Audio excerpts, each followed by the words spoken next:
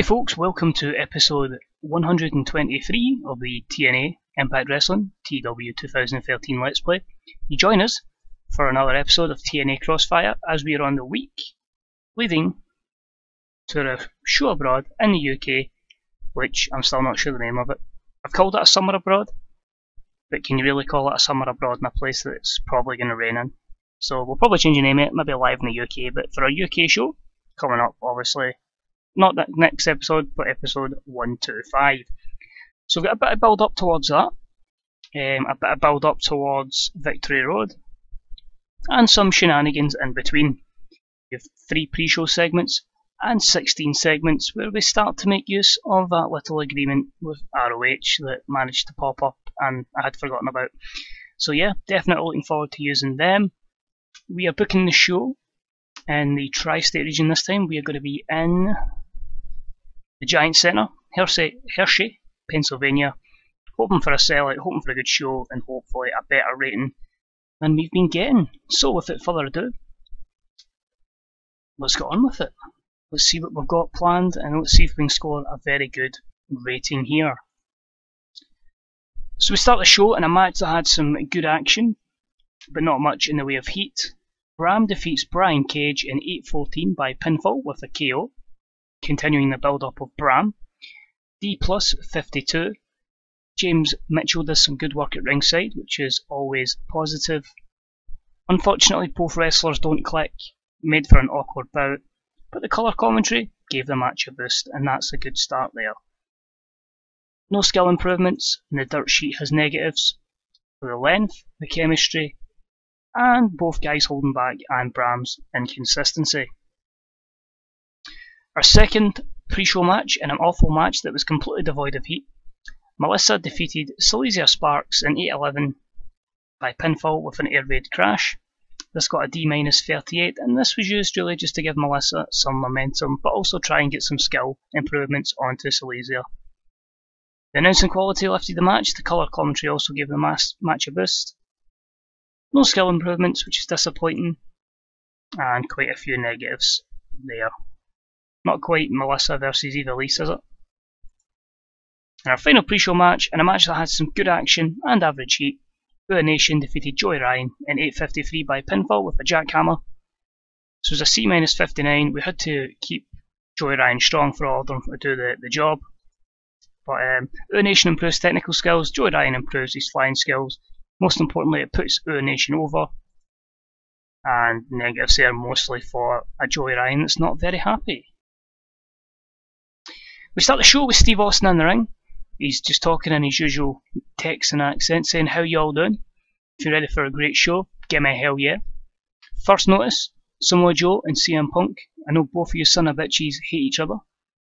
So, to make sure our main event at Victory Road actually takes place, I'm putting a non-contact order between you until then.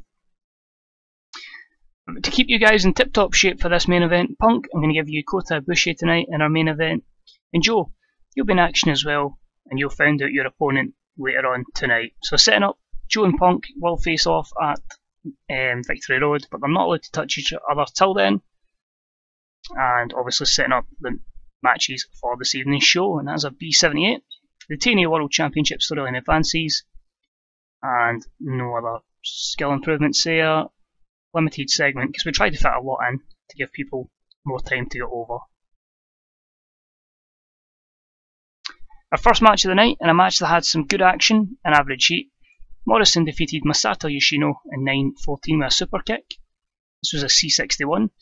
Not quite his match against Samoa Joe, but a match to give Morrison a bit of momentum. He's improving technical skills, and it gets him a victory here. Couple of negatives for both guys, so maybe we could have pushed it up to maybe possibly a C+. But a decent opener nonetheless. Coming up next, Jake Carter, Jesse Sorensen and Pinky Sanchez are in 6-man action. They are heading to the ring and they're led by their manager, Johnny Devine. Can they continue their rise to stardom? Only an E plus 35, because obviously still not the greatest overness in the case of Devine, Carter and Sorensen, but that'll come. And nothing there really to overly go about, apart from all guys need momentum. The match itself actually delivered pretty decent. In a match of good action, but not much in the way of heat, Pinky Sanchez, Jesse Sorensen and Jake Carter defeat Chris Hero and Team 3D in 9:43 when Pinky Sanchez defeated Brother Devon by pinfall. A C65 I think is pretty good, considering where all these guys are at in their careers. Johnny Devine with a good work at ringside, pairing up well with Pinky. Disappointingly no skill improvements, and the dirt sheet will obviously have a lot of negatives there, so that could have possibly went a little bit higher, or maybe up to a B-. After the match, Chris Hero is walking backstage when he bumps into Drew Galloway. Drew says, "So Hero, you lost again? What a loser. Honestly, the sooner you're gone from this company, the better." Chris Hero just looks at Drew Galloway and then turns round and starts leveling him with lefts and rights, then he throws him into a wall. He keeps this up until the refs and road agents separate them. Don't think I did anything else to that, did I? Yep. What is up with Chris Hero? The guy cannot just can't get a win. So is he pissed off, or what's the script? We'll find out as the your old mate storyline continues here with that. Disappointed it was a D+51. Obviously these two guys are going to clash at the live event in the UK. It'll be interesting to see how that goes down. Yes, because I'm not turning them heel just yet. Tonight I'm feeling generous. I've been TNA Central Champion for a month now, and I feel like we need to raise the bar with this championship. So I spoke to our GM, Mr. Austin, and he's allowing me to defend it in an open challenge. So anyone in the back, come on out and let's do this, and let's put on a match for these good people. It's a good promo there from Ricochet. We obviously need to try and build him up because he is of course the case holder and can become world champion whenever he likes in the next year. So I'm pretty happy with that, and that is a B-72 promo, which will then lead to his open challenge match, which had good action and average heat. He defeats Tommaso Ciampa in 8:04 with Chocolate Rain. That's of course his first defence. Only a C60, although Ciampa doesn't really have much going for him at the moment. He was just one guy that never did anything. Tonight, wasn't booked for anything, so no skill improvements either. And you can see most of the negatives there are all Tommaso Ciampa, so he's somebody that either needs to get released or built up. We then have a hype commercial with Madison Rayne as she hypes our UK live event coming up later this week. Nice and simple, C-55. And then in tag team action, we had some good action and average heat. Chris Jericho and Ivelisse Velez defeated Adam Cole and Angelina Love when Ivelisse defeated Angelina by pinfall. Let's get a C+66. Continues both the women's storyline and obviously the storyline between Jericho and Adam Cole. Adam Cole improves his rumble skills, but it was just to give the women a different kind of matchup which can hopefully elevate their feud and elevate both of them. Then in a match that had some good action and average heat, we had the Killer Elite Squad defeat the Kingdom in 5:32 when Harry Smith defeated Redman with a running power slam. This also was a C+66. Also the Killer Elite Squad have got great chemistry. Paul Burchill improving rumble skills, Redman on flying skills, Lance Hoyt continues to improve, this time with rumble and technical skills. It's a shame he's improving so much, but it's because of the age of him. But a couple of guys dealing with holding back and fatigue. If it was maybe a longer match, it would have went maybe to a B-, but still decent nonetheless. An extremely short match, EC3 defeated Shad Gaspard in 4:44 by pinfall with a headlock driver. Amazing, you put EC3 in a short match in a B82. Wow. No skill improvements, obviously. Negatives here. Both guys holding back. So somehow that didn't get penalised for length. I'll take it, I'll absolutely take that, that's a great result. Then I have a promo from EC3. The last few months I've been on a complete roll, and it's thanks to the support of all you guys, it makes me feel unstoppable. So I'm going to keep this short and sweet. But the live UK event, I'm issuing an open challenge to anyone who wants to face me. So EC3 will face anyone in the world at this event. It's a B-76. Who's it going to be? I honestly don't know, that's why I've issued the open challenge, because we'll find out and see who's available. But we'll make it a good high profile match and try and get him over. Regardless. After this match we've got Austin coming up in the Titantron. This was misplaced, this should have been earlier on. but he's talking to the Killer Elite squad anyway. We'll just say they went back to his office then, okay? But Harry, Lance, you guys have been on a tremendous roll lately, and I feel you guys need to be rewarded. So with that being said, let me do something memorable with this tag team division.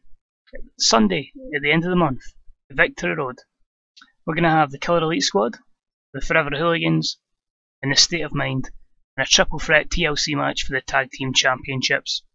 So Austin delivers a massive thing that we're going to have a triple threat TLC match. B-77, Tag Team Champions of the World storyline advances, no skill improvements, and I'm just going to pre-book that in now. Victory Road, book match, 2v2v2, TLC, select our wrestlers, and of course we have the Forever Hooligans, Killer Elite squad. You can tell with the momentum are just on a roll, and the Tag Team Champions, the State of Mind. So that is booked in for Victory Road.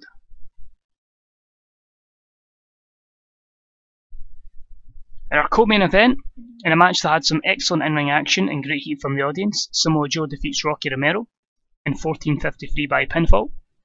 This got a 78B. That's decent. It's the kind of results we need to get and hope for a big main event. Joe's improving technical skills, but it gives him a win and gives him a good bit of momentum going forward. In our main event, and about that featured great action and a good crowd, CM Punk defeats Kota Ibushi in 1850 with a GTS. B81, hopefully good, should get us about an 80.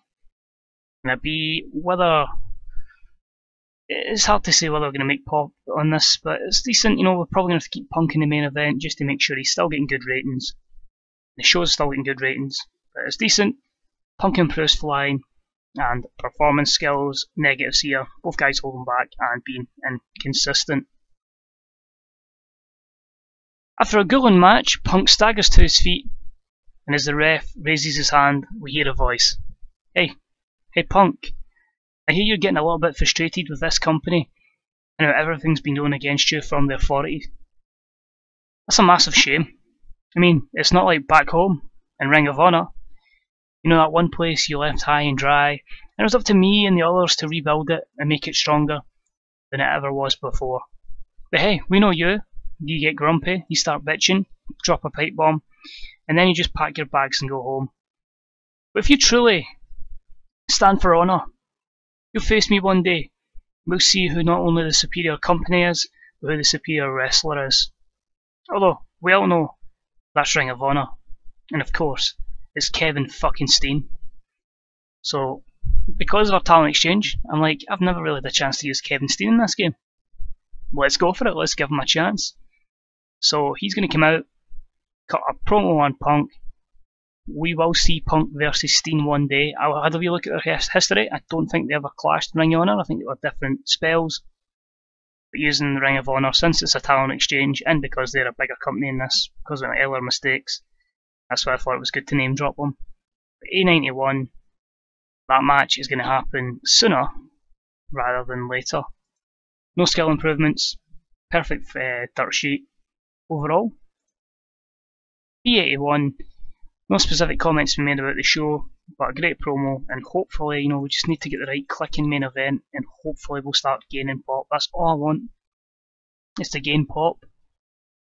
But I mean, who would think that an EC3 squash match would be your highest match? And he's so inconsistent because these longer matches just don't click.